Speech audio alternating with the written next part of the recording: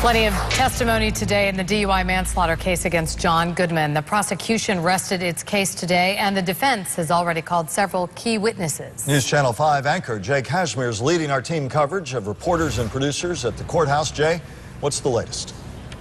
Michael Kelly, a big day as we enter week 3 of the trial, the DUI manslaughter trial of polo mogul John Goodman. Today was a big day where the tide turned, as you mentioned. The defense now will sink their teeth into this case. The prosecution rested earlier in the day, and it was a big day because the defense, as we noted from the opening statements, they have a lot of key points they need to prove here. 3 points to the fact that John Goodman's Bentley malfunctioned that night of the crash. John Goodman suffered a concussion on the night of that crash, and the fact that John Goodman drank after the crash. Those were big opening statements that they made, Roy Black made during the opening statements, and this is the time period where we're going to see those points defended, and we already saw it today. A medical doctor took the stand today speaking on concussions. Now, prior to the state resting its case today, they brought up Palm Beach County's chief medical examiner, and this was a powerful testimony today, due in part because the medical examiner released photos, the autopsy that he conducted on Scott Wilson. We saw photos of Scott Wilson's body. Those photos were given to jurors. They were able to see this.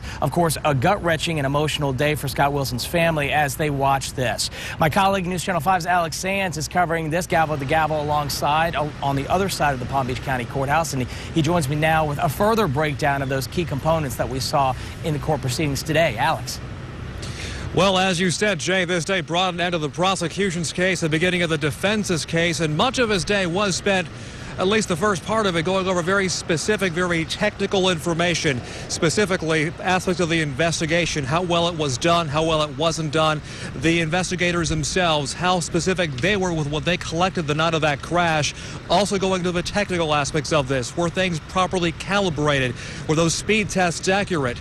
But it was earlier today what the defense, or rather what the medical examiner told the jury, that for a time today gave many people here at this courthouse pause.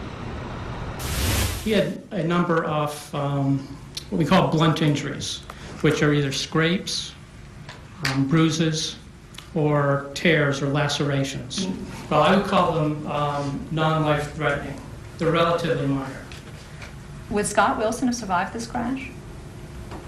Yes, if he hadn't drowned. What was the cause of Scott Wilson's death? He drowned. And what was the manner of death? Accident.